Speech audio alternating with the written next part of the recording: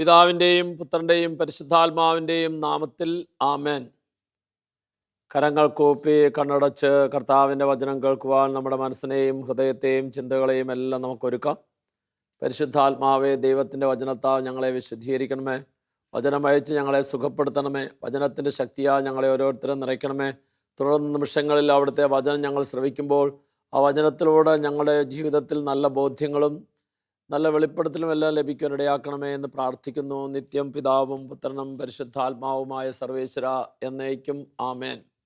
Praise the Lord. ഈശോയിൽ ഏറ്റവും സ്നേഹം നിറഞ്ഞ സഹോദരീ സഹോദരന്മാരെ, പ്രസിദ്ധ ശാസ്ത്രജ്ഞനായ വില്യം ആംബിയർ ഒരു ദിവസം ആ ദിവസത്തെ പരീക്ഷണം അവസാനിപ്പിച്ച ശേഷം പരീക്ഷണശാലയിൽ നിന്ന് പുറത്തേക്ക് വന്നപ്പോൾ അപ്രതീക്ഷിതമായിട്ട് പത്രപ്രവർത്തകരെല്ലാം അദ്ദേഹത്തിൻ്റെ ചുറ്റും ഒന്നിച്ചുകൂടി. എന്നിട്ട് പത്രപ്രവർത്തകർ ഈ വില്യം ആംബിയറിനോട് ചോദിച്ചു, അങ്ങ് കണ്ടുപിടിച്ചിട്ടുള്ള കണ്ടുപിടുത്തങ്ങളിൽ ഏറ്റവും വലിയ കണ്ടുപിടുത്തം ഏതാണ്? പത്രപ്രവർത്തകരുടെ അപ്രതീക്ഷിതമായിട്ടുള്ള ഈ ചോദ്യം കേട്ട് കഴിഞ്ഞപ്പോൾ തെല്ലൊന്ന് ആലോചിച്ച ശേഷം തൻ്റെ മുമ്പിൽ ആയിരുന്ന പത്രപ്രവർത്തകരോട് ചെറിയൊരു പുഞ്ചിരിയോടുകൂടി വില്യം ആംബിയർ പറയുകയാണ്, ഈശോ രക്ഷകനാണെന്ന് കണ്ടുപിടിച്ചതാണ് എൻ്റെ ജീവിതത്തിലെ ഏറ്റവും വലിയ കണ്ടുപിടുത്തം.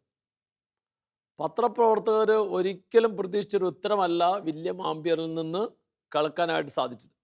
അതുകൊണ്ട് തന്നെ അടുത്ത ചോദ്യം ഇങ്ങനെയാണ്, മഹാനായ വില്യം, അങ്ങ് ഒത്തിരിയേറെ ശാസ്ത്ര കണ്ടുപിടുത്തങ്ങളൊക്കെ നടത്തിയിട്ടാണല്ലോ പേരും പ്രശസ്തിയും നേടിയത്. ഒത്തിരിയേറെ ശാസ്ത്ര കണ്ടുപിടുത്തങ്ങളിലൂടെ പേരും പ്രശസ്തിയും നേടിയ അങ്ങ് എന്തുകൊണ്ടാണ് ആ ശാസ്ത്ര കണ്ടുപിടുത്തങ്ങളൊന്നും അല്ല, യേശു രക്ഷകനായിട്ട് കണ്ടുപിടിച്ചതാണ് താങ്കളുടെ ജീവിതത്തിലെ ഏറ്റവും വലിയ കണ്ടുപിടുത്തം എന്ന് പറയാൻ കാരണം? ആ പത്രപ്രവർത്തകരോട് ഇങ്ങനെ പറഞ്ഞു, സ്നേഹമുള്ള പത്രപ്രവർത്തകരെ, ഞാൻ കണ്ടുപിടിച്ചിട്ടുള്ള മറ്റ് ശാസ്ത്ര കണ്ടുപിടുത്തങ്ങളെല്ലാം അത് പരീക്ഷണശാലയിൽ വെച്ച് രാസപ്രവർത്തനങ്ങളുടെ ഫലമായിട്ട് കണ്ടുപിടിച്ച കണ്ടുപിടുത്തമാണ്. ആ കണ്ടുപിടുത്തങ്ങളും എൻ്റെ ജീവിതവും തമ്മിൽ യാതൊരു വിധത്തിൽ ബന്ധമില്ല. എന്നാൽ യേശു രക്ഷകനാണെന്ന് കണ്ടുപിടിച്ച ആ കണ്ടുപിടുത്തം അത് എൻ്റെ ജീവിതത്തിൽ ഞാൻ അറിഞ്ഞ് അനുഭവിച്ച കണ്ടുപിടുത്തമാണ്. ഈ അറിഞ്ഞ് അനുഭവിച്ച ഈ കണ്ടുപിടുത്തത്തിന് മുമ്പിൽ എന്നെ സംബന്ധിച്ചിടത്തോളം മറ്റ് ശാസ്ത്ര കണ്ടുപിടുത്തങ്ങളെല്ലാം രണ്ടാമത്തതേ ആകുന്നുള്ളൂ. സ്നേഹമുള്ളവരെ, ശാസ്ത്ര കണ്ടുപിടുത്തങ്ങളിലൂടെ പേരും പ്രശസ്തിയും നേടിയ ഒരു ശാസ്ത്രജ്ഞൻ, ആ ശാസ്ത്രജ്ഞൻ്റെ എല്ലാ കണ്ടുപിടുത്തങ്ങൾക്കും മുമ്പിൽ യേശു രക്ഷകനാണെന്ന് കണ്ടുപിടിച്ചതാണ് ഏറ്റവും വലിയ കണ്ടുപിടുത്തം എന്ന് പറയാനും എന്തുകൊണ്ടങ്ങനെ പറയുന്നു? ഞാൻ എൻ്റെ ജീവിതത്തിൽ അനുഭവിച്ചറിഞ്ഞ കണ്ടുപിടുത്തമാണ്. മറ്റുള്ളതെല്ലാം രാസപ്രവർത്തനങ്ങളുടെ ഫലമായിട്ടുള്ളതാണ്. അതും എൻ്റെ ജീവിതവും തമ്മിൽ ബന്ധമില്ല. ജീവിതവുമായിട്ട് ബന്ധമുള്ളത് യേശു രക്ഷകനാണെന്ന് കണ്ടുപിടിച്ചതാണ്.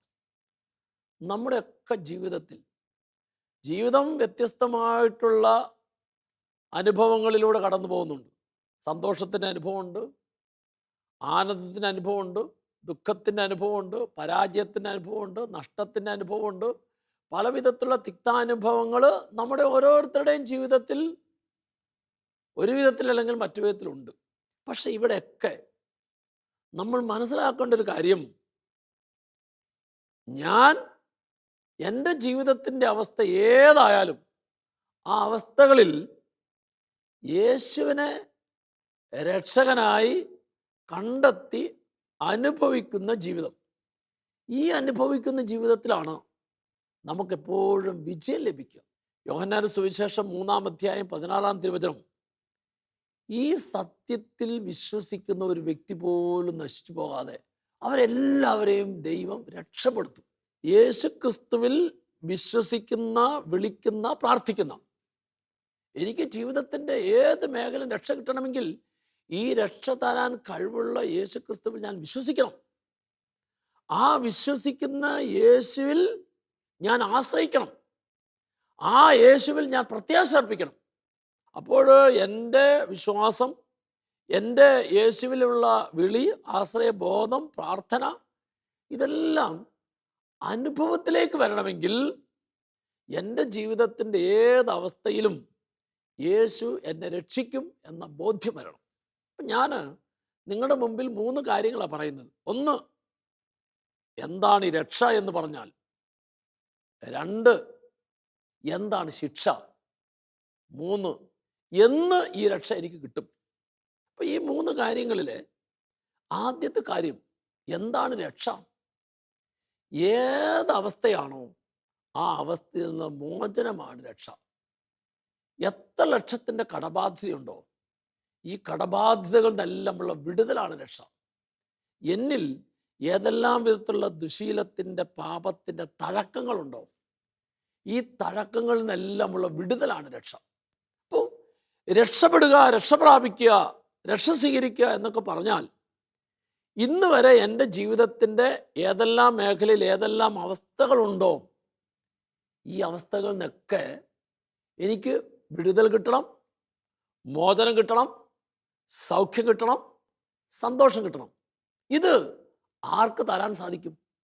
ഈ കാര്യം തരാൻ സാധിക്കുന്ന വ്യക്തി, അതാണ് ലൂക്കായുടെ സുവിശേഷം 2-ാം അധ്യായത്തിൻ്റെ 11-ാം തിരുവചനത്തിൽ, ദാവീദിൻ്റെ പട്ടണത്തിൽ നിങ്ങൾക്കായി ഒരു രക്ഷകൻ, കർത്താവായ ക്രിസ്തു ഇന്ന് ജനിച്ചിരിക്കുന്നു. അതെ, ഈ രക്ഷകൻ യേശു ആണ്.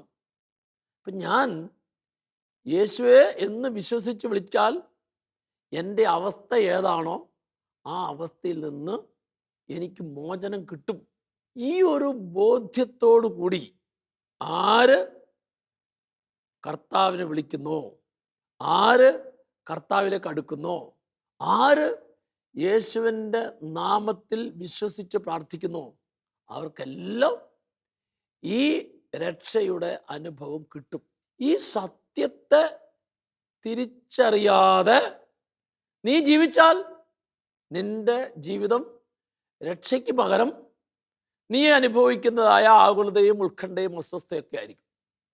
അപ്പോൾ നമുക്കൊക്കെ ഏതവസ്ഥയാണോ ആ അവസ്ഥകളിൽ നിന്നെല്ലാം മോചനം തരുന്ന ദൈവം, ആ ദൈവത്തിൻ്റെ പേരാണ് രക്ഷകൻ. അതുകൊണ്ട് കർത്താവിൻ്റെ വചനം ഇങ്ങനെ പറയും. യെശയ്യാ പ്രവാചകന്റെ പുസ്തകം 59-ാം അധ്യായം 1-ഉം 2-ഉം തിരുവചനം, രക്ഷിക്കാൻ കഴിയാത്ത വിധം കർത്താവിൻ്റെ കരങ്ങൾ കുറുകിപ്പോയിട്ടില്ല, കേൾക്കാനാവാത്ത വിധം അവിടുത്തെ കാതുകൾക്ക് മാന്ദ്യം സംഭവിച്ചിട്ടില്ല. അതായത് കർത്താവിൻ്റെ കരം ഏതൊരു വ്യക്തിയെയും രക്ഷിക്കുന്ന കരങ്ങളാണ്. കർത്താവിൻ്റെ കാതുകൾ ഏതൊരു വ്യക്തിയും രക്ഷയ്ക്ക് വേണ്ടി നിലവിളിക്കുമ്പോൾ, പ്രാർത്ഥിക്കുമ്പോൾ ആ കാതുകൾ ആ രക്ഷ ലഭിക്കുന്നതിന് വേണ്ടി ആഗ്രഹിച്ച് വിളിക്കുന്നവൻ്റെ പ്രാർത്ഥന കേട്ടിട്ട് അവനെ മോചിപ്പിക്കുന്നവനാണ്. ഇത്രയും പറഞ്ഞിട്ട് 2-ാമത്തെ വചനം പറയുകയാണ്, എന്നാൽ, അതായത് കർത്താവ് നിന്നെ രക്ഷിക്കുന്നവനാണ്, കർത്താവ് നിന്നെ സുഖപ്പെടുന്നവനാണ്, കർത്താവ് നിന്നെ അനുഗ്രഹിക്കുന്നവനാണ് എന്നതുകൊണ്ട് നിനക്ക് രക്ഷ കിട്ടണമെന്നില്ല, നിനക്ക് സൗഖ്യം കിട്ടണമെന്നില്ല, നിനക്ക് മോചനം കിട്ടണമെന്നില്ല. കിട്ടണമെങ്കിൽ അതാണ് അടുത്ത വചനം. കിട്ടണമെങ്കിൽ ഈ രക്ഷപ്പെടുത്താനായിട്ട് കഴിവുള്ള എന്നെയും നിന്നെയും തമ്മിൽ അകറ്റിയിരിക്കുന്ന ഒരു കാര്യമുണ്ട്. നിന്റെ അകൃത്യങ്ങൾ, നിന്റെ പാപപ്രവൃത്തികൾ, നിന്റെ ദുശീല സ്വഭാവങ്ങൾ. അപ്പോൾ രക്ഷകൻ പിറന്നു, രക്ഷകൻ നിന്റെ കൺമുമ്പിലുണ്ട്, യേശുവിൻ്റെ കരങ്ങൾ രക്ഷിക്കുന്ന കരങ്ങളാണ്. ഇതെല്ലാം കർത്താവിൻ്റെ വചനം പറയുമ്പോൾ ഒരു പാപി തൻ്റെ പാപത്തെ ഉപേക്ഷിക്കാതെ ആ വ്യക്തിക്ക് രക്ഷ കിട്ടിയല്ല. നമ്മൾ ഒരു കാര്യം ഇങ്ങനെ മനസ്സിലാക്കുന്നുണ്ട്. അതായത് ഒരു പുസ്തകത്തിൽ രേഖപ്പെടുത്തിയിരിക്കുന്ന കാര്യം ഇങ്ങനെയാണ്. യേശു വിശ്വാസ പ്രമാണത്തിൽ പ്രാർത്ഥിക്കുന്ന കാര്യമാണ്. അതായത് യേശു മരിച്ച് അടക്കപ്പെട്ട് 3-ാം ദിവസം ഉയർത്തെഴുന്നേറ്റു, പാതാളങ്ങളിൽ ഇറങ്ങി. ഈ പാതാളത്തിലേക്കുള്ള യാത്രയിൽ ഒരു കുട്ടിപ്പിശാചിരുന്ന് കരഞ്ഞുകൊണ്ടിരിക്കുക. അവൻ ഏങ്ങലടിച്ച് കരയാം. കരച്ചിൽ ആരുടേതായാലും കർത്താവിൻ്റെ കരള് അലിയിക്കുന്നതാണ്. അപ്പം ഈ കുട്ടിപ്പിശാച് ഇങ്ങനെ ഇരുന്ന് കരയെന്ന് കേട്ട് കഴിഞ്ഞപ്പോഴേക്കും യേശു അവനോട് ചോദിച്ചു, എടാ നീ എന്തിനാ കരയുന്നത്? വീണ്ടും കരഞ്ഞോണ്ടിരിക്കുക. പറഞ്ഞു, നീ കരച്ചിലിൻ്റെ കാരണം പറയേ, എന്നാലല്ലേ എനിക്ക് നിന്റെ ആ കാരണത്തെ മാറ്റിയിട്ട് രക്ഷപ്പെടുത്താൻ പറ്റുള്ളൂ. അപ്പം ഇവൻ യേശുവിനോട് പറഞ്ഞു, യേശുവേ, നീ ഇന്നലെ കുരിശിൽ മരിച്ചിട്ട് എല്ലാ പാപികളെയും രക്ഷപ്പെടുത്താനായിട്ട് തീരുമാനമെടുത്തിരിക്കുകയല്ലേ. അങ്ങനെ നീ എല്ലാ പാപികളെയും രക്ഷപ്പെടുത്തി കഴിഞ്ഞാൽ പിന്നെ ഞങ്ങൾക്ക് ആരെയും കിട്ടിയല്ലോ. അപ്പം ഇനി ഞങ്ങൾക്ക് ആരെയും കിട്ടിയല്ലോ എന്നോർത്താണ് ഞാൻ കരയുന്നത്. ഉടനെ ഈശോ അവനോട് മറുപടി പറഞ്ഞു, നീ പറഞ്ഞ കാര്യം ശരിയാണ്. പക്ഷേ ഒരു പാപി അവൻ്റെ പാപത്തിൽ തന്നെ തുടർന്നാൽ എൻ്റെ കുരിശുമരണത്തിൻ്റെ യോഗ്യത അവന് കിട്ടിയല്ല.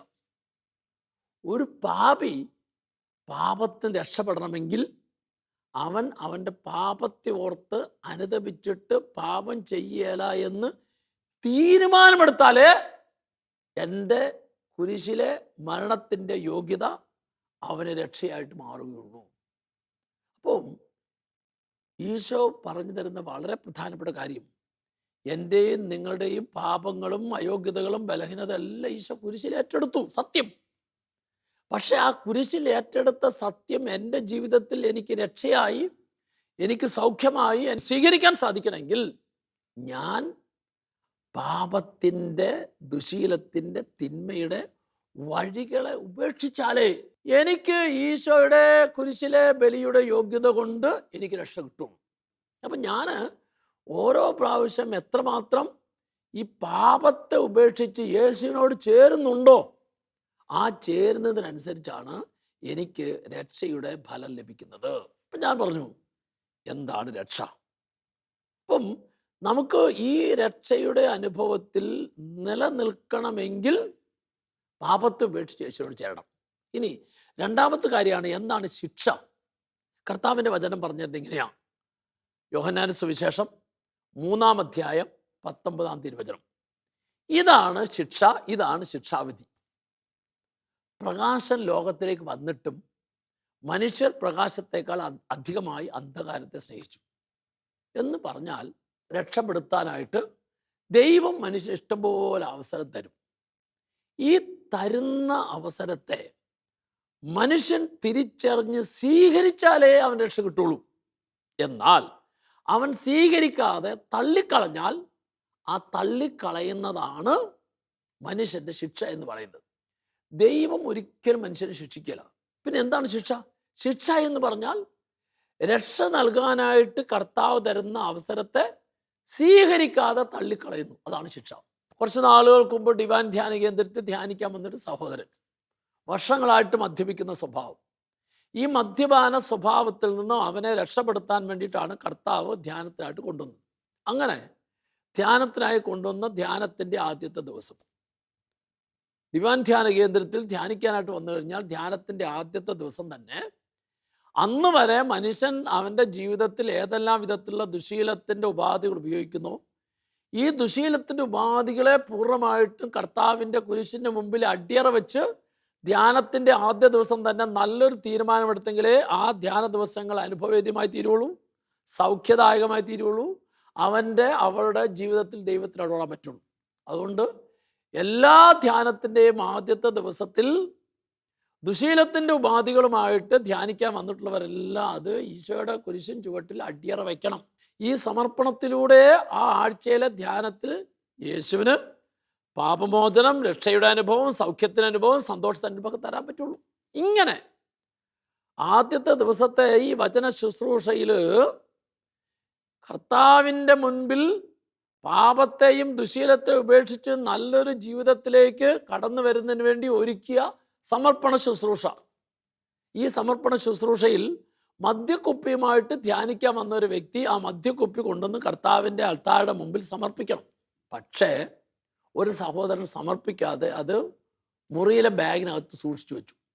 അങ്ങനെ സൂക്ഷിച്ചു വെച്ചിട്ട് ധ്യാനത്തിൻ്റെ ആദ്യ ദിവസം കഴിഞ്ഞു, ഭക്ഷണം കഴിച്ച് എല്ലാവരും കിടന്നുറങ്ങാൻ പോയി. എല്ലാവരും കിടന്നുറങ്ങിയപ്പോൾ ഈ മദ്യക്കുപ്പിയുമായിട്ട് വന്ന് മദ്യക്കുപ്പി സമർപ്പിക്കാതെ ബാഗിൽ സൂക്ഷിച്ചു വെച്ച സഹോദരൻ എല്ലാവരും ഉറങ്ങി എന്ന് കണ്ടു കഴിഞ്ഞപ്പോഴേക്കും ആ ബാഗിൽ നിന്ന് മദ്യക്കുപ്പി എടുത്തുകൊണ്ട് പോകുന്ന ഈ അരയിൽ ഇങ്ങനെ തിരികെ വെച്ചിട്ട് അയാൾ വാഷ്റൂമിൽ പോയി. എന്നിട്ട് അയാൾ ആ മദ്യക്കുപ്പിയുടെ അടപ്പ് പൊട്ടിച്ചിട്ട് അയാൾ അത് നേരെ വായിലേക്ക് ഒഴിക്കാൻ തുടങ്ങി. ഒരു കവിള് അയാളുടെ വായിലെത്തി. അപ്പം പെട്ടെന്ന് കരണ്ട് പോയി. കരണ്ട് പോയപ്പോൾ അയാൾക്ക് പേടിയായി. അയാൾ ഉടനെ വാഷ്റൂമിൻ്റെ വാതിൽ തുറന്നിട്ട് പുറത്തേക്ക് ഇറങ്ങി. പുറത്തേക്ക് ഇറങ്ങിയപ്പോഴുണ്ടല്ലോ അയാൾ ഇരുട്ടാണ്. അയാൾ കാല് തന്നെ അങ്ങോട്ട് വീണു. ഭയങ്കരമായിട്ട് അങ്ങോട്ട് വീണു കഴിഞ്ഞപ്പോൾ മദ്യക്കുപ്പി പൊട്ടി, അവിടെയെല്ലാം സ്മെല്ലായി. ഉടനെ തന്നെ ആൾക്കാർ വന്നു. സ്നേഹമുള്ളവരെ, ആ വീഴ്ചയിൽ അയാൾക്ക് 3 സ്ഥലത്ത് ഫ്രാക്ചർ എന്ന് പറഞ്ഞാൽ 2 കാലും ഒടിഞ്ഞു, നടുവിനും കാര്യമായിട്ട് പരിക്ക്. ആശുപത്രിയിൽ ചെന്ന് കഴിഞ്ഞപ്പോൾ എക്സ്റേ എടുത്ത് നോക്കിയപ്പോൾ 3 ഭാഗത്ത് കാര്യമായിട്ടുള്ള പൊട്ടലുണ്ട്. 6 മാസം കിടന്ന കിടപ്പ്. 6 മാസത്തിൻ്റെ അവസാനത്തെ 3 മാസം ഡിവൈൻ ധ്യാന കേന്ദ്രത്തിൽ വീണ്ടും കൊണ്ടുവന്ന് കിടപ്പ് രോഗികൾ കിടക്കുന്ന സ്ഥലത്ത് അവിടെ കിടന്നുകൊണ്ട് ടി വിയിലൂടെ ശുശ്രൂഷ കാണാം, ശുശ്രൂഷ കേൾക്കാം. ആള് ആ കടന്ന കിടപ്പിൽ വീണ്ടും കർത്താവിൻ്റെ മുമ്പിൽ കണ്ണീരോടെ കരഞ്ഞ് പ്രാർത്ഥിച്ചു. അപ്പം അയാൾക്ക് ധ്യാനം പിന്നെ കൂടി, അതിന് സൗഖ്യം കിട്ടി. പക്ഷെ പൂർണ്ണമായിട്ടും അയാളുടെ കാല് ഭേദപ്പെട്ടില്ല. കാരണം ഒരടയാളം കർത്താവ് കൊടുത്തു. എന്താണെന്നറിയോ? ദൈവം നൽകിയ അവസരത്തെ തള്ളിക്കളഞ്ഞാൽ ആ തള്ളിക്കളയുന്നത് നിന്റെ ജീവിതത്തിൽ വരുന്ന അവസ്ഥയാണ് ഈ ശിക്ഷ എന്ന് പറയുന്നത്. അതുകൊണ്ട് നമ്മളൊക്കെ മനസ്സിലാക്കണം, ഓരോ കുമ്പസാരത്തിലും അനുദപിച്ച് പാപത്തെ ഏറ്റുപറഞ്ഞ് പാപമോചനം ലഭിച്ച വ്യക്തി പിന്നെ ഒരിക്കലും അതിന് നിസ്സാരമായി കാണരുത്.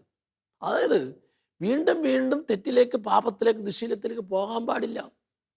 അപ്പോൾ എന്തുകൊണ്ട് നിന്നെ പോകാനായിട്ട് പിശാച് പ്രേരിപ്പിക്കുന്നു? പോകാൻ പിശാച് പ്രേരിപ്പിക്കുന്നത് ആ പ്രേരണ മൂലം നീ ചെയ്യുന്ന തെറ്റിൻ്റെ അറ്റത്തൊരു ശിക്ഷ കിടപ്പുണ്ട്. ദൈവം ഒരിക്കലും മനുഷ്യനെ ശിക്ഷിക്കില്ല, പക്ഷെ പാപം മനുഷ്യനെ ശിക്ഷിക്കും. പാപം മനുഷ്യനെ ശിക്ഷിക്കാതിരിക്കാൻ വേണ്ടിയിട്ടാണ് യേശു പാപത്തിൻ്റെ ശിക്ഷ മുഴുവൻ ഏറ്റെടുത്തിട്ട് അവന് രക്ഷയായി, രക്ഷകനായി മാറുന്നത്. അതുകൊണ്ട് നാം എപ്പോഴും മനസ്സിലാക്കേണ്ടത്, പാപത്തെ ഉപേക്ഷിച്ച് ദൈവത്തിലേക്ക് തിരിച്ചു വന്ന് ആ യേശുവുമായിട്ട് ഐക്യപ്പെട്ടൊരു ജീവിതം നയിക്കണം. അപ്പോൾ റോമാലേഖനം 8-ാം അധ്യായം 1-ാം തിരുവചനം, യേശു ക്രിസ്തുവിനോട് ഐക്യപ്പെട്ടിരിക്കുന്നവർക്ക് ശിക്ഷാവിധിയില്ല. അപ്പോൾ ആർക്കാണ് ശിക്ഷ?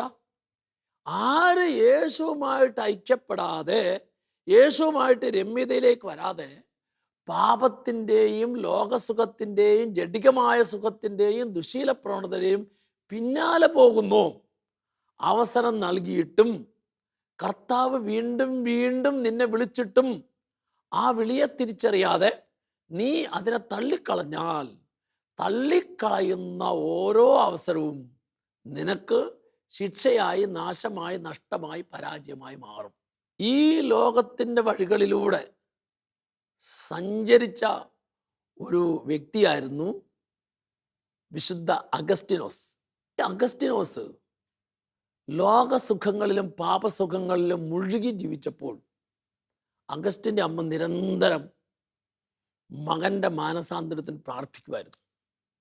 മകൻ്റെ മാനസാന്തരത്തിന് വേണ്ടി പ്രാർത്ഥിക്കുക മാത്രമല്ല ചെയ്യുന്നത്, മകൻ കിടക്കുന്ന മുറിയിലെ മേശപ്പുറത്ത് ഒരു ബൈബിൾ, എന്നും ആ ബൈബിൾ മേശപ്പുറത്തുണ്ടാവും. അവൻ എല്ലാ ദിവസവും ലോകസുഖങ്ങളിലും ജഡിക സുഖങ്ങളിലൊക്കെ മുഴുകി ഈ മുറിക്കകത്ത് വരുമ്പോൾ ഒരിക്കലും അമ്മ മേശപ്പുറത്ത് വെച്ചതായിട്ടുള്ള ബൈബിളിനെ ശ്രദ്ധിക്കുമായിരുന്നില്ല. എന്നാൽ ഒരു ദിവസം മുറിയിലേക്ക് കയറി വന്നപ്പോൾ മേശപ്പുറത്തിരുന്ന ബൈബിൾ അവൻ്റെ കണ്ണുകളിൽ ഒരു പ്രകാശമായി. ആ കണ്ണുകളിലെ പ്രകാശം ആ ബൈബിൾ എടുത്തു വായിക്കാനായിട്ടുള്ള പ്രേരണ കിട്ടി. ആ പ്രകാശം വചനത്തിന് മുമ്പിൽ തിളങ്ങിയപ്പോൾ അവൻ്റെ കാതുകളിൽ ഈ ഒരു ശബ്ദം വന്നടിക്കുകയാണ്, എടുത്തു വായിക്കുക, എടുത്തു വായിക്കുക.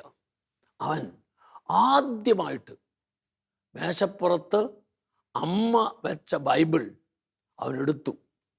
എടുത്ത് വായിച്ചപ്പോൾ വായിക്കാൻ കിട്ടിയ ആദ്യത്തെ വചനം റോമാലേഖനം 13 അധ്യായം 11 മുതൽ 14 വരെയുള്ള വചനങ്ങളായിരുന്നു. ഇങ്ങനെയാണ് ആ വചനത്തിൽ എഴുതിയിരിക്കുന്നത്: ഇതാ, നിദ്ര വിട്ടുണരേണ്ട മണിക്കൂറാണല്ലോ ഇത്. രക്ഷ നമ്മളാരും പ്രതീക്ഷിച്ചതിനേക്കാൾ കൂടുതൽ അടുത്തെത്തിയിരിക്കുന്നു. സുഖലോലുപതയിലോ മദ്യലഹരിയിലോ അവിധ വേഴ്ചകളിലോ കലഹങ്ങളിലോ വ്യാപരിക്കരുത്. കർത്താവായ യേശുവിനെ ധരിക്കുക. ഈ വചനം, നിദ്ര വിട്ടുണരേണ്ട മണിക്കൂറാണല്ലോ ഇത്. അടുത്തതാ, രക്ഷ നമ്മളാരും പ്രതീക്ഷിച്ചതിനേക്കാൾ അടുത്തെത്തിയിരിക്കുന്നു. ഇതാ, ആ അഗസ്റ്റിൻ്റെ ഇന്നലകളിലെ ജീവിതത്തിൻ്റെ എല്ലാ അവസ്ഥകളിൽ നിന്നും രക്ഷപ്പെടുത്താനായിട്ട് ദൈവം ഒരുക്കിയ വചനത്തെ അവൻ സ്വീകരിച്ചപ്പോൾ, ആ സ്വീകരിച്ച വചനം ഇന്നലകളിലെ അവൻ്റെ പാപജീവിതത്തെ മുഴുവൻ കഴുകി ഒരു പുതിയ ജീവിതത്തിലേക്ക്, രക്ഷയുടെ അനുഭവത്തിൻ്റെ അവസ്ഥയിലേക്ക് കൊണ്ടുവന്നു. Praise the Lord. പിന്നെ നമുക്കറിയാം, ആ അഗസ്റ്റിനാണ് സഭയിലെ പണ്ഡിതനായി വിശുദ്ധനായി അനേകരുടെ മുമ്പിൽ ഈശോ നൽകിയ ഈ രക്ഷയുടെ അനുഭവത്തിന് സാക്ഷിയായി മാറിയത്. ഈ മകൻ്റെ മാനസാന്തരത്തിന് വേണ്ടി 34 വർഷം പ്രാർത്ഥിച്ച അമ്മയാണ് വിശുദ്ധ മോനിക്ക പുണ്യവതിയായി മാറിയത്. അപ്പോൾ ഞാൻ ആരുടെ രക്ഷയ്ക്ക് വേണ്ടി എൻ്റെ പ്രാർത്ഥനയും എൻ്റെ ശുശ്രൂഷയും എല്ലാം ഞാൻ ചേർത്ത് വയ്ക്കുന്നു, എന്നിലൂടെ കർത്താവ് അവർക്ക് രക്ഷയുടെ അനുഭവം നൽകും. 1. 2, ഞാൻ രക്ഷപ്പെടണമെങ്കിൽ എന്നെ ശിക്ഷിക്കുമായിരുന്ന നാം ചെയ്യുന്നതായ പാപത്തിൻ്റെ സകല അവസ്ഥകളെയും വിട്ട് അതിൽ നിന്ന് വിടുതൽ പ്രാപിച്ച് യേശുവിലേക്ക് തിരിഞ്ഞാലേ രക്ഷയുടെ അനുഭവത്തെ സ്വന്തമാക്കാൻ സാധിക്കുള്ളൂ. Praise the Lord. ഇനി മൂന്നാമത്തെ കാര്യം, ഇതെന്ന് കിട്ടും? അതാണ്, ഇതെന്ന് കിട്ടും? ഈ രക്ഷ എന്ന് കിട്ടും? ഈ സൗഖ്യം എന്ന് കിട്ടും? ഈ വിടുതൽ എന്ന് കിട്ടും?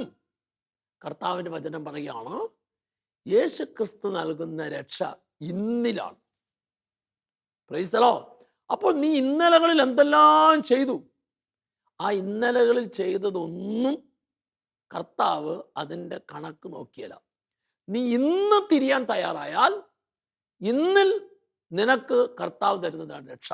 എന്ന് പറഞ്ഞാൽ, ഇന്ന് നീ കർത്താവിൻ്റെ വചനം കേൾക്കുമ്പോൾ ഇന്നലകളിൽ നീ ചെയ്ത സകല പാപങ്ങൾ നിന്നെ ശിക്ഷിക്കാമായിരുന്ന അതിൽ നിന്ന് നീ ഇന്ന് പിന്തിരിയാൻ തയ്യാറായാൽ നിനക്ക് കിട്ടും. അതാണ് കർത്താവിൻ്റെ വചനത്തിൽ, ഇതാ നിങ്ങൾക്കായി ഇന്ന് ജനിച്ചിരിക്കുന്നു. നിന്റെ ജീവിതത്തിൽ ഇന്ന് ഒരു രക്ഷ തരാൻ കഴിവുള്ള രക്ഷകൻ ഇന്നും ജനിച്ചിരിക്കുന്നു. നീ അതുകൊണ്ട് ഇന്നിൽ തിരിയാനായിട്ട് തയ്യാറാകണം. Praise the Lord. അപ്പം സുവിശേഷം ഇന്നിന് അത്രമാത്രം പ്രാധാന്യം കൊടുക്കുന്നുണ്ട്. അതാണ് നമ്മൾ കാണുന്നു, സക്കേവൂസ്, ചുങ്കക്കാരിൽ പ്രധാനനും ധനികനുമായിരുന്ന അവൻ ചെയ്യാൻ പാടില്ലാത്ത കാര്യത്തിലൂടെ കൂടുതൽ ചുങ്കം പിരിച്ച് ഈടാക്കി മറ്റുള്ളവരിൽ നിന്ന് തട്ടിയെടുത്തൊരവസ്ഥയായിരുന്നു. ഈ ഒരു അവസ്ഥയിലാണ് അവൻ യേശുവിനെ കാണാനായിട്ട് ആഗ്രഹിച്ചത്. അവൻ്റെ ഉള്ളിലെ ഈ ആഗ്രഹത്തെ കർത്താവ് പറഞ്ഞു. അതാ, ഏത് മനുഷ്യനായാലും അവൻ്റെ ജീവിതത്തിൽ ഏതെല്ലാം വിധത്തിലുള്ള തിന്മയുടെ, ലഹരിയുടെ, പാപത്തിൻ്റെ അവസ്ഥയുണ്ടായാലും ആ അവസ്ഥയിൽ അവനൊരു തിരിച്ചറിവ് നടത്തണം. എൻ്റെ ഈ അവസ്ഥയിൽ നിന്ന് എന്നെ രക്ഷിക്കാനായിട്ട് കഴിവുള്ളവനാണ് യേശു ക്രിസ്തു. അതെ, ഈ സക്കേവൂസിൻ്റെ ഉള്ളിൽ ഈ യേശുവിനെ കാണണം എന്നൊരാഗ്രഹം ഉണ്ടായി. ഈ ആഗ്രഹം എങ്ങനെയാണ് ജനിച്ചത്? ഈ ആഗ്രഹം ജനിച്ചത് അവൻ്റെ ഭാര്യയുടെ നിർബന്ധം മൂലം. അപ്പം നമ്മൾ ലൂക്കായുടെ സുവിശേഷം 19 അധ്യായം 1 മുതൽ 10 വരെയുള്ള തിരുവചനം വായിക്കുന്നതിന് മുമ്പ് ലൂക്കായുടെ സുവിശേഷം 18 അധ്യായം 35 മുതലുള്ള വാക്യങ്ങൾ പറയുന്നുണ്ട്. അതായത് ഇത് രണ്ടും ജെറിക്കോയിൽ സംഭവിച്ചൊരു കാര്യമാണ്. ഈശോ ജെറിക്കോയിൽ പ്രവേശിച്ച് അതിലൂടെ കടന്നു പോവുകയായിരുന്നു. അപ്പോഴാണ് അവിടെ സക്കേവൂസ് പറഞ്ഞു. തൊട്ട് മുമ്പ് യേശു ജെറിക്കോയിൽ പ്രവേശിച്ച് കടന്നു പോകുമ്പോൾ ജന്മന അന്ധനായൊരു മനുഷ്യൻ. മർക്കോസിന് സുവിശേഷം 10-ാം അധ്യായം 46 മുതലുള്ള തിരുവചനം കൊടുത്താണ്. അവൻ്റെ പേര് ബർത്തിമേവസ് എന്നാണ്. അപ്പോൾ ഈ അന്ധൻ വഴിയിലിരുന്ന് ഭിക്ഷയാചിക്കുന്നു. അവൻ യേശുവിനെ വിളിച്ചു. പ്രിയപ്പെട്ടവരെ, ആ അന്ധന് സൗഖ്യം കിട്ടിയിട്ട് ലൂക്കായുടെ സുവിശേഷം 18-ാം അധ്യായത്തിൽ അവസാനിക്കുന്നത് ആ പൊട്ടക്കണ്ണൻ കാഴ്ചശക്തിയുള്ളവനായി സന്തോഷത്തോടെ ദൈവത്തെ സ്തുതിച്ചുകൊണ്ട് കുതിച്ചു ചാടിപ്പോകുന്നു, സന്തോഷത്തോടെ പോകുന്നു. അപ്പം ആ സന്തോഷത്തോടെ പൊട്ടക്കണ്ണന് കാഴ്ചശക്തി കിട്ടി ജീവിക്കുന്നത് ആ നാട്ടിൽ മുഴുവൻ പാട്ടായി. അപ്പോഴങ്ങനെ ഇരിക്കുമ്പോഴാണ് അതേ നാട്ടിലുള്ള ഈ സക്കേവൂസിൻ്റെ ഭാര്യ ഒരു ദിവസം ഭർത്താവ് വരുമ്പോൾ പറയുന്നത്, നിങ്ങളിഷ്ടം പോലെ ചുങ്കൊക്കെ പിരിച്ച് പണം കൊണ്ടുവരും, നമുക്കെല്ലാ സൗകര്യം, പക്ഷെ നമുക്കൊരു സന്തോഷമില്ലല്ലോ, നമുക്കൊരു സമാധാനമില്ലല്ലോ. അപ്പോൾ ആർക്ക് ഈ സന്തോഷം, ഈ സമാധാനം, ഈ സ്വസ്ഥത തരാൻ പറ്റും എന്ന് കുറേ നാളുകളായിട്ട് ഈ സക്കേവൂസിൻ്റെ ഭാര്യ അന്വേഷിച്ചുകൊണ്ടിരിക്കുമ്പോഴാണ് അവരുടെ നാട്ടിൽ യേശു സൗഖ്യം കൊടുത്ത ബർത്തിമേവൂസിൻ്റെ കാര്യം അറിയുന്നത്. അങ്ങനെയാണ് ഒരു ദിവസം ഭർത്താവ് വന്നപ്പോൾ ഭാര്യ പറയുന്നത്, നിങ്ങൾ നമ്മുടെ ജീവിതത്തിൽ ഇല്ലാത്ത ആ സന്തോഷം, ആ സുഖം, ആ ആനന്ദം, അത് യേശു എന്ന് പറയുന്ന മനുഷ്യന് തരാനായിട്ട് സാധിക്കും. അങ്ങനെ ഭാര്യയുടെ നിർബന്ധം കൊണ്ടാണ് ഭർത്താവ് യേശുവിനെ കാണാൻ പോയത്. പക്ഷേ യേശു കടന്നു പോകുന്നുണ്ട്, കാണാൻ പറ്റുന്നില്ല. അതുകൊണ്ട് അവൻ സിക്കമൂർ മരത്തിൻ്റെ മുകളിൽ കയറിയിട്ട് യേശുവിനെ ഒന്ന് കണ്ടിട്ട് അവൻ വീട്ടിൽ ചെന്ന് ഭാര്യയോട് പറഞ്ഞു, ഞാൻ യേശുവിനെ കണ്ടെന്ന്. ഇതാണ് അവൻ്റെ ഉദ്ദേശം. പക്ഷേ അവൻ്റെ ഈ ഇരിപ്പ് കർത്താവ് കണ്ടപ്പോൾ യേശു അവനോട് പറഞ്ഞു, നീ ഇറങ്ങി വരിക, ഇന്ന് എനിക്ക് നിൻ്റെ വീട്ടിൽ താമസിക്കേണ്ടിയിരിക്കുന്നു. സ്നേഹമുള്ളവരെ, ഇവൻ്റെ യേശു തൻ്റെ വീട്ടിലേക്ക് വരുന്നു എന്ന് തിരിച്ചറിഞ്ഞപ്പോൾ അവൻ്റെ ഇന്നലകളിലെ സകല അവസ്ഥകളെയും യേശു മനസ്സിലാക്കി എന്ന തിരിച്ചറിവിൽ അവൻ യേശുവിൻ്റെ മുമ്പിൽ ഒരു തീരുമാനമെടുത്തു. അതാണ് ആ തീരുമാനം, ഞാൻ ആരുടെയെല്ലാം വഞ്ചിച്ചിട്ടുണ്ടല്ലോ 4 ഇരട്ടിയായിട്ട് തിരിച്ചു കൊടുക്കുന്നു, എനിക്കുള്ളത് മുഴുവൻ ഞാൻ മറ്റുള്ളവരോട് പങ്കുവയ്ക്കാൻ തയ്യാറാവുന്നു. അപ്പം എന്താ അവൻ ചെയ്തത്? അവൻ്റെ കഴിഞ്ഞ നാളുകളിലെ ജീവിതത്തിൽ നിന്നും അവൻ പിന്തിരിയാൻ തയ്യാറായി. അങ്ങനെ അവൻ പിന്തിരിയാൻ തയ്യാറായപ്പോൾ അവൻ്റെ ജീവിതം രക്ഷയുടെ ജീവിതമായി മാറി. അതാ ഈശോ പറഞ്ഞത് ലൂക്കായുടെ സുവിശേഷം 19-ാം അധ്യായം 9-ാം തീയതി, ഇന്ന് ഈ ഭവനം രക്ഷ പ്രാപിച്ചു. ഇന്ന് അതെന്താ? അവൻ അന്ന് തീരുമാനമെടുത്തു. ഇന്നലകളിലുണ്ടായിരുന്ന മുഴുവൻ ആ ഒരു തീരുമാനത്തിൽ അവൻ എന്നേക്കുമായിട്ട് മാറ്റിക്കളഞ്ഞിട്ട് ഒരു വ്യക്തി എടുത്ത തീരുമാനത്തിൽ അവനും കിട്ടി രക്ഷ, ആ കുടുംബത്തിന് മുഴുവൻ കിട്ടി. സക്കേവൂസ് രക്ഷപ്പെട്ടെന്നല്ല, ഇന്ന് നിന്റെ ഭവനം രക്ഷ പ്രാപിച്ചിരിക്കുന്നു. അവനിലൂടെ ആ കുടുംബത്തെ മുഴുവൻ രക്ഷയുടെ അനുഭവത്തിലേക്ക് നയിക്കുവാൻ യേശുവിന് സാധിച്ചു. ഇതുപോലെ ഞാൻ ഇന്ന് കർത്താവിൻ്റെ ഈ വചനം കേൾക്കുമ്പോൾ എൻ്റെ ഉള്ളിൽ ഒരു തീരുമാനമെടുക്കണം. ഇന്നലകളിൽ ഏതെല്ലാം വിധത്തിലുള്ള പാപത്തിൻ്റെ, ലോകത്തിൻ്റെ, ദുശീലത്തിൻ്റെ, തിന്മയുടെ അവസ്ഥ ഉണ്ടായിരുന്നു, ഞാൻ അതിനെ ഉപേക്ഷിച്ചിട്ട് ഇന്ന് യേശുക്രിസ്തുവിലേക്ക് എൻ്റെ മനസ്സിനെ ഞാൻ തിരിച്ചാൽ ഇന്ന് എനിക്ക് കിട്ടുന്ന അനുഭവമാണ് രക്ഷയുടെ അനുഭവം, സന്തോഷത്തിൻ്റെ അനുഭവം, ആനന്ദത്തിൻ്റെ അനുഭവം, സൗഖ്യത്തിൻ്റെ അനുഭവം. ഇതാ കർത്താവ് നമ്മുടെ മുമ്പിൽ ഈ ഒരു അനുഭവത്തെ തുറന്നിരിക്കുന്നു. അതിനെ സ്വീകരിക്കാൻ നമ്മുടെ മനസ്സിനെയും ഹൃദയത്തെയും ചിന്തകളെല്ലാം നമുക്ക് ഒരുക്കാം. ഒരു നിമിഷം കരങ്ങൾ കൂപ്പി കണ്ണടച്ച് ശ്രവിച്ച വചനത്തിലൂടെ നമ്മുടെ ഇന്നലകളിലെ എല്ലാ അവസ്ഥകളിൽ നിന്നും പൂർണ്ണമായും മോചനം കിട്ടി ഒരു രക്ഷയുടെ അനുഭവത്തിൽ, ആനന്ദത്തിൻ്റെ അനുഭവത്തിൽ ജീവിക്കുവാനും എന്നിലൂടെ മറ്റനേകരെ രക്ഷപ്പെടുത്തുവാനും അതിനുള്ള കൃപ എനിക്ക് തരണേ, അതിനുള്ള ശക്തി എനിക്ക് തരണേ എന്ന് കർത്താവിനോട് പ്രാർത്ഥിക്കാം. നിത്യം പിതാവും പുത്രനും പരിശുദ്ധാത്മാവുമായ സർവേശ്വര എന്നേക്കും ആമേൻ.